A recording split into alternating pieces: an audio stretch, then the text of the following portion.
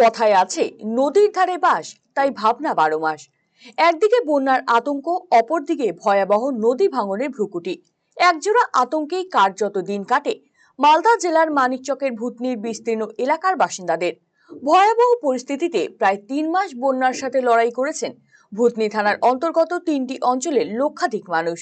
গত বছরের অগাস্ট মাসের মাঝামাঝি সময়ে ভূতনির উত্তর চণ্ডীপুরের বিস্তীর্ণ এলাকায় গঙ্গা নদী বাঁধ ভেঙে গোটা এলাকা প্লাবিত হয়েছিল। যদিও পরবর্তীতে বন্যা পরিস্থিতি স্বাভাবিক হয়ে গেলেও এখনো পর্যন্ত ভাঙন রোধের ব্যাপারে স্থায়ীভাবে কোনো কাজ শুরু করেনি প্রশাসন। এই ব্যাপারে স্থানীয়রা একদিকে রাজ্য সরকার, অপরদিকে কেন্দ্রীয় সরকারের চরম উদাসীনতাকেই দায়ী করছেন। এখন ভূতনির অবস্থা খুবই ভালো না। এইটা আমাদের হিরোনন্দপুর উত্তর চণ্ডীপুর মাঝামাঝিতে যেটা বাঁধ ছিল, নদীর গর্ভে কেটে গিয়েছে। এখন কাজের কোনো অভিযোগ নাই যে কাজ হবে। তো কাজ আমরা চাইছি যে কেন্দ্র সরকারই করুক, তাই আমাদের রাজ্য সরকারই করুক, লেকিন আমাদের কাজের দরকার।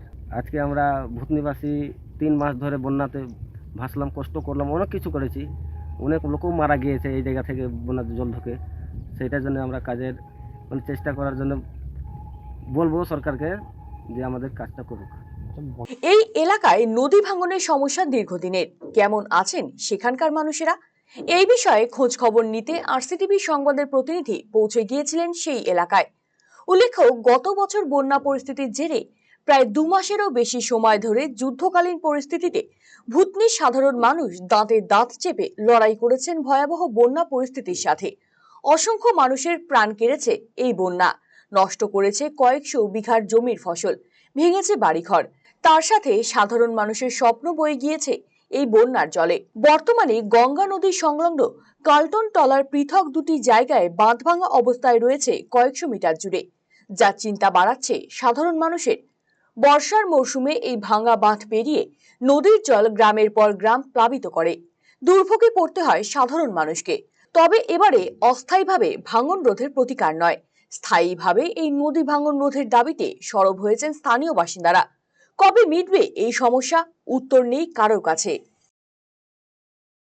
ভূতনির অবস্থা খুব খারাপ দাদা। 3-4 মাস আগে যেটা বন্যা হয়েছিল, বন্যাতে সব ভেসে যায় 3টা অঞ্চল, মানুষও খুব মরেছে, কিন্তু এখন পর্যন্ত ক্ষতিপূরণ কেউ দিল না, আর কাজও ঠিকঠাক হচ্ছে না, কাজ এখন পর্যন্ত শুরু করছে না। আমরা দেখতে পাচ্ছি যে ভূতনির পজিশন পুরা খারাপ।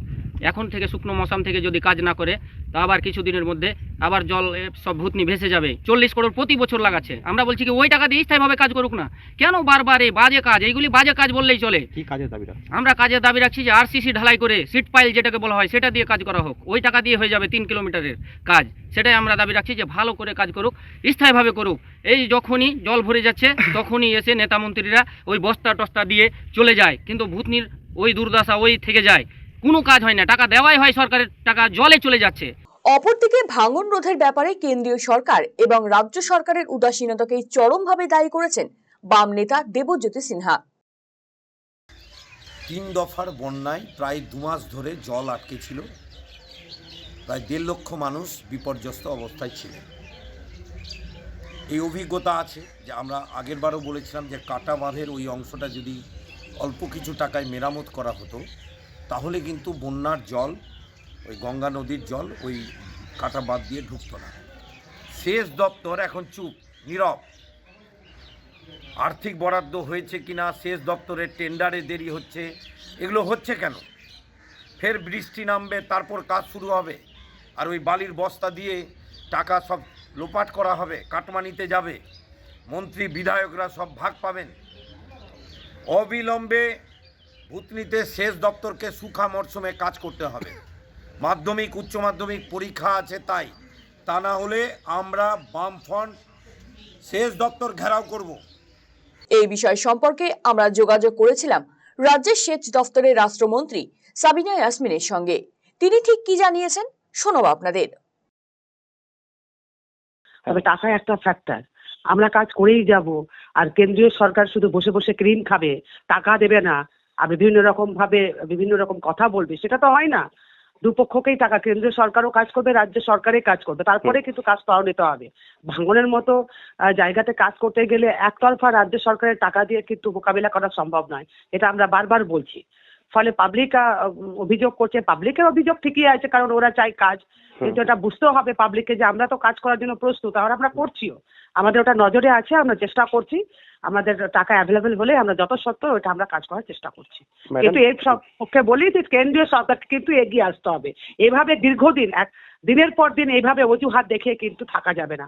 অন্যদিকে এই বিষয়ে রাজ্য সরকারকেই পুরোপুরি দায়ী করেছেন বিজেপি সাংসদ খগেন মুর্মু। এর পাশাপাশি তিনি আর কি জানিয়েছেন শোনাবো আপনাদের। রাজ্যের কোনো এলাকায় কোনো কাজ কেন্দ্র সরকার যদি করে, সেটা হচ্ছে রাজ্য সরকারের অনুমতি দরকার, এবং রাজ্য সরকারকেই তার জন্য প্রথম কেন্দ্র সরকারের সহযোগিতার জন্য আবেদন করতে হবে। কোনো কেন্দ্র সরকারের কাছ থেকে অর্থ যদি নিতে হয়, তাহলে রাজ্য সরকারকেই তো হচ্ছে আবেদন করতে হবে, তাকেই তো প্রস্তাব দিতে হবে। রাজ্য সরকার এ ব্যাপারেতে এতদিন ধরে তারা ঘুমিয়ে থাকে। এই আমার এখন বৃষ্টি নাই, আমার বর্ষা নেই, বন্যা নেই, আবার যখন বন্যা হবে, বর্ষায় যখন জল বাড়বে, তখন তারা আবার আসবে। তখন কি করবে? এসে শুধু ওখানে কেন্দ্রীয় সরকারের ডিজাস্টার ম্যানেজমেন্টের যে টাকা আছে সেই টাকাটা খরচ করবে। কেন্দ্রীয় সরকার যখন হচ্ছে সেখানে তার যদি কোনো দরকার হয় কেন্দ্রীয় সরকারের আর্থিক সহযোগিতা, রাজ্য সরকারই তো তার পরিকল্পনা পাঠায়। তার পরিকল্পনা জিজ্ঞেস করুন কি পরিকল্পনা করেছে, তারা কি পরিকল্পনা তৈরি করে পাঠিয়েছেন কেন্দ্র সরকারের কাছে, শ্বেতপত্র প্রকাশ করুন, আমরা এটা করেছি। কেন্দ্র সরকার দিচ্ছে না। আমি তো বলেছি রাজ্য সরকার চাইলে কাজ হবে, রাজ্য সরকার না চাইলে কাজ হবে না। অর্থাৎ একদিকে যেমন বন্যার আতঙ্ক, অপরদিকে ভয়াবহ নদী ভাঙনের ভ্রুকুটি, ঠিক এমনই জোড়া আতঙ্ক এবং দুশ্চিন্তা নিয়েই কার্যত দিনের পর দিন জীবন যুদ্ধের সংগ্রাম চালিয়ে যাচ্ছেন নদী পাড়ের বিস্তীর্ণ এলাকার বাসিন্দারা। কবে মিলবে স্থায়ী সমাধান, উত্তর জানা নেই কারো। মাস আগে ভয়াবহ বন্যায় প্লাবিত হয়েছিল ভূতনির 3টি অঞ্চলের লাক্ষাধিক মানুষ। প্রাণ হারিয়েছিল বহু মানুষের এই বন্যায়। এতদিন কেটে গেলেও এই কাটাবাত এলাকাগুলিতে এখন পর্যন্ত ভাঙন রোধের কোনো মতো কাজ করা হয়নি। রাজ্য ও কেন্দ্রীয় সরকারের টানাপোড়েনে কাজ বন্ধ বলে অভিযোগ ভূতনিবাসীর। অবিলম্বে ভাঙন রোধের স্থায়ীভাবে কাজ করা হোক দাবি তুলছে ভূতনির সাধারণ মানুষ। তবে দেখার বিষয় এই ভাঙন রোধের স্থায়ীভাবে কাজ কবে শুরু হয়। রাহুল মণ্ডল, RCTV সংবাদ, ভূতনি।